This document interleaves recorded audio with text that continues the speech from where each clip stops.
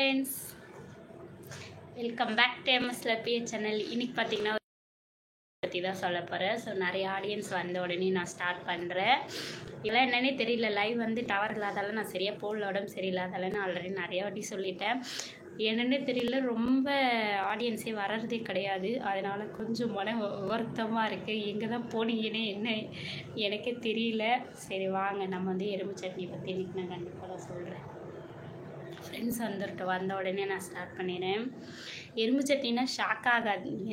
சிகப்பு எறும்பு சட்னி, அந்த சிகப்புன்னு டைப் பண்ண மறந்துட்டேன் நான் டைட்டிலில். அதோட பெனிஃபிட்ஸ் என்ன, அது எங்கே வந்து ஃபேமஸ் ஆனது, அது எப்படி செய்வாங்க, எப்படி சாப்பிடணும், அது எந்த மாதிரி நேரத்தில் கிடைக்கும், ஸோ இதெல்லாம் பற்றி தான் இன்றைக்கி வந்து நம்ம வந்து லைவில் பேச போகிறோம். வாங்க நண்பர்களே பேசலாம். இப்போ ஒவ்வொரு ஊருக்கும் ஒன்று ஒன்று ஃபேமஸாக இருக்குங்களா.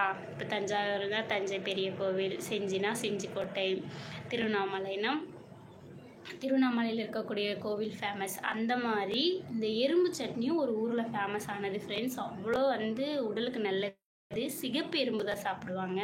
அதை க்ளீன் பண்ணுறதுக்கு ஒரு மெத்தட் இருக்குது. ஸோ அப்படி தான் வந்து க்ளீன் பண்ணி சாப்பிடுவாங்க.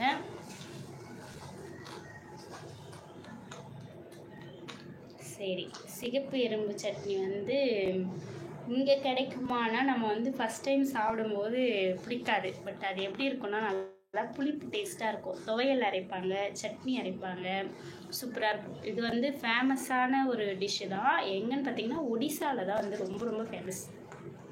சிகப்பு எறும்பு சட்னி வந்து